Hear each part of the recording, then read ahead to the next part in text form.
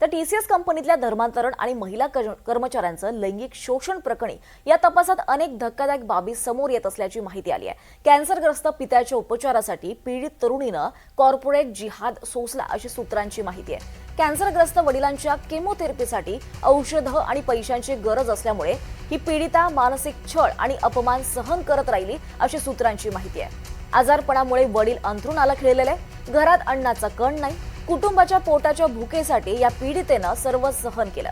तर दुसऱ्या पीडितेवर कुटुंबाची जबाबदारी असल्यानं नोकरीच्या नावाखाली धर्मांतराच्या छुप्या अजेंड्याला बळी पडल्याची सूत्रांची माहिती आहे। दरम्यान राष्ट्रीय महिला आयोगानं देखील या पीडितांची आपबीती जाणून घेतली आहे। काल टीसीएस कंपनीत जाऊन या पथकानं तब्बल 1.5 तास चौकशी केली आहे। कंपनीतले पुरुष आणि महिला कर्मचाऱ्यांची बैठक व्यवस्था, कामाचा विभाग, कॅन्टीन, वेटिंग रूमची त्यांनी पाहणी केली आहे। त्याचबरोबर आज सलग तिसऱ्या दिवशी महिला आयोगाकडून या प्रकरणाची चौकशी होणार आहे।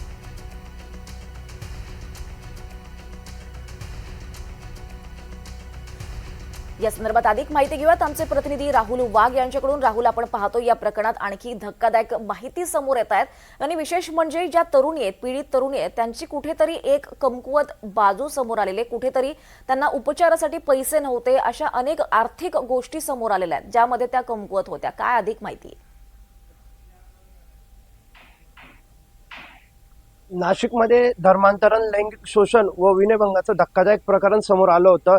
या प्रकरणी एका बहुराष्ट्रीय कंपनीमध्ये काम करणाऱ्या 9 पीडित महिलांनी पुढे येत या संदर्भातली तक्रार नाशिक पोलिसांकडे केली होती आणि या सर्व प्रकरणाचं गांभीर्य लक्षात घेत नाशिक पोलिसांकडून देखील एसआयटीची स्थापना करण्यात आली होती आणि या संपूर्ण प्रकरणाची चौकशी करण्यासाठी आता राष्ट्रीय महिला आयोगाचं पथक गेल्या 2 दिवसापासून नाशिकमध्ये ठाण बांधून आहे। त्यांच्याकडून परवा काही पीडितांची भेट देखील घेण्यात आली होती आणि या पीडितेच्या भेटीदरम्यान काही पीडितांनी त्यांचं म्हणणं जे ते राष्ट्रीय महिला आयोगासोबत मांडणं, त्याच्यात धक्कादायक वास्तव हे समोर आलेलं आहे। वडील हे कॅन्सरग्रस्त असल्यामुळे त्यांना कॅमिओथेरपी तसेच औषधासाठी पैसे नसल्यामुळे ती तरुणी त्या कंपनीमध्ये काम करत होती आणि त्याचाच फायदा या काही संशयित आरोपींकडून घेण्यात आला। तसंच त्यांच्या घराची परिस्थिती हालाकीची असताना त्या या ठिकाणी कंपनीमध्ये काम करायला येत होत्या। तर दुसऱ्या पीडितेवर पुरा घराची जबाबदारी असल्याने ती देखील या कंपनीमध्ये काम करण्यासाठी येत होती आणि ह्या सर्व गोष्टींचा फायदा या संशयित आरोपींकडून घेण्यात आला आणि त्यांना मानसिक त्रास असेल किंवा शारीरिक त्रास असेल हा त्या आरोपींकडून दिला जात होता अशी धक्कादायक माहिती आता तपासामध्ये उघड झालेली आहे।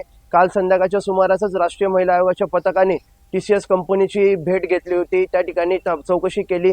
या संपूर्ण आरोपींची मोडस ऑपरेंडी त्या ठिकाणी जाणून घेण्यात आलेली होती। तिथं पुरुष व महिलांची बसण्याची व्यवस्था असेल, कॅन्टीनचा परिसर असेल किंवा टीसीएस कॅम्पसचा संपूर्ण परिसराचा आढावा हा त्या अधिकाऱ्यांकडून घेण्यात आला होता आणि येत्या 10 दिवसात या संपूर्ण याचा आढावा घेऊन त्याचा अहवाल हा केंद्र सरकारला सादर केला जाणार आहे आणि केंद्र सरकारकडून या संपूर्ण प्रकरणाबाबत काय निर्णय घेण्यात येतो हे देखील बघणं आता तेवढंच महत्त्वाचं ठरणार आहे। दीपाली, निश्चितच राहुल, त्यामुळे एकंदरीत कौटुंबिक जबाबदारीमुळे या पीडितांनी खरं तर हे सगळं सहन केल्याचं समोर आलेलं आहे।